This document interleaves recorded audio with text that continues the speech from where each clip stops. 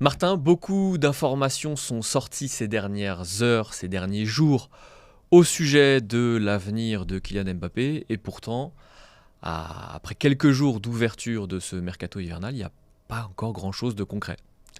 Il n'y a pas grand-chose de concret parce qu'il reste 6 mois de contrat à Kylian Mbappé, parce que l'enjeu il est majuscule et parce que tout ça il faut le prendre avec beaucoup de pincettes. Moi, il y a quelque chose qui m'interroge, c'est qu'on a vu beaucoup d'infos venir d'Angleterre, The Athletic et Time de France avec Foot Mercato. En revanche, As et Marca pour l'instant ne bougent pas une oreille. Comment on peut l'analyser ça ? Moi je dirais qu'aujourd'hui ça donne là de la position du Real. C'est-à-dire que le Real va être très discret sur ce dossier-là parce que l'an dernier ils se sont pris quand même une sorte d'énorme camouflet. Et le Real, pour l'instant, reste tapis. Et je pense qu'il ne bougera pas l'oreille, que ce sera à Kylian Mbappé d'annoncer son choix. Mais que le Real ne veut absolument pas communiquer là-dessus, au cas où, si comme l'an dernier, ça ne se passe pas bien.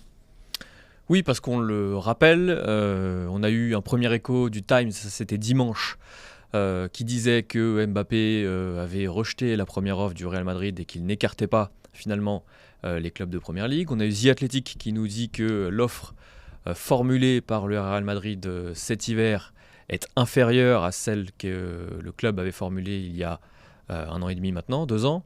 Et Foot Mercato qui dit carrément que Kylian Mbappé a un accord avec le Real Madrid.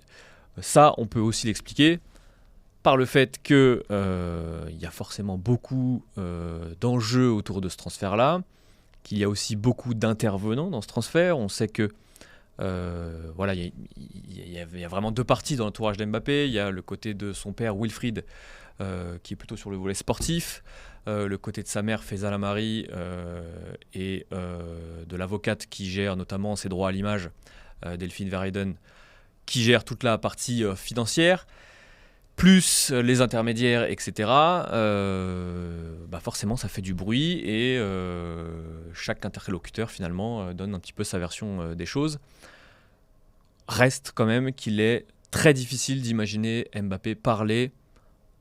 Martin, je ne sais pas si tu es d'accord avec moi, j'ai du mal à imaginer Mbappé parler avant une élimination du PSG en Ligue des Champions, que ce soit en 8e, en quart ou même plus tard. Parce que derrière tout ça, il y a un vrai enjeu d'image. Après, il a déjà parlé. Kylian Mbappé, c'était en tout cas annoncé sa décision. Voilà, la semaine dernière, où il a dit avec l'accord que j'ai passé avec le président Nasser Al-Khelaifi cet été, peu importe ma décision, on a réussi à protéger l'ensemble des parties, à préserver la sérénité du club pour les défis à venir. C'est le plus important. Alors, bien sûr, il ne dit pas où il signera l'année prochaine. Moi, je vois quand même ça. Alors, peut-être que je surinterprète, mais l'impression qu'il prépare un peu le terrain, notre ami Kylian Mbappé, qui dit que de toute façon le PSG ne sera pas lésé et que s'il s'en va, finalement il s'en ira pas comme s'il était en fin de contrat, puisque on l'aura compris, il fait en gros un trait sur sa prime de fidélité qui avoisine les 80 millions d'euros. Donc le PSG gagnerait 80 millions d'euros s'il s'en allait le 30 juin prochain. Moi, la Première Ligue, j'ai du mal à l'imaginer parce que Kylian Mbappé, ce que je dis, c'est qu'il a le sens de l'histoire et il sait que la sienne passe par le plus grand club du monde. C'est quelqu'un qui a tracé sa trajectoire déjà, Kylian Mbappé. Alors, je sais que c'est un admirateur fou de Jürgen Klopp. Je pense que s'il devait partir en Première Ligue, Liverpool l'intéresserait beaucoup. Mais pour moi, c'est pas ça fait pas partie de sa trajectoire, voilà. Alors que le Real, c'est un peu le boss final. Et alors, je sais pas si ça sera cette année, si ça sera. Moi, je pense que ce sera cette année parce que ça fait déjà trop longtemps que ça dure et puis qu'il voit qu'il est peut-être dans le PSG qui aura pour moi, c'est le PSG le moins armé pour gagner une Ligue des Champions depuis que Kylian Mbappé est là. Donc, il y a une sorte d'évidence là qui se noue face à nous. Et c'est tous ces petits indices qui me font dire que maintenant, comme tu l'as dit, c'est tôt. Il y a des clans qui s'opposent. Je ne sais pas s'ils s'opposent, mais en tout cas qui donnent des différents sons de cloche. Et donc, il faut rester prudent à l'heure actuelle. Finalement, la seule petite info qui est sûrement venue du Real Madrid, c'est ce fameux ultimatum. Réponse attendue avant la mi-janvier.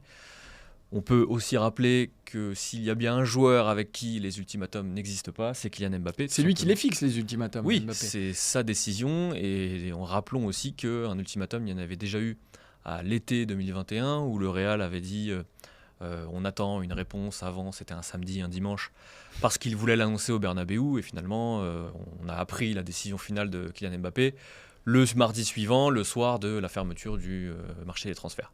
Oui, puis il y a eu un ultimatum l'été dernier du Paris Saint-Germain, qui lui a dit soit tu prolonges soit tu t'en vas, il n'a pas prolongé, il est toujours là. Donc de toute façon, mais ça c'est une évidence, il n'y a même pas besoin de le rappeler, mais c'est lui le maître des horloges, c'est lui le maître du temps, c'est lui qui décide ce qu'il va faire, Kylian Mbappé.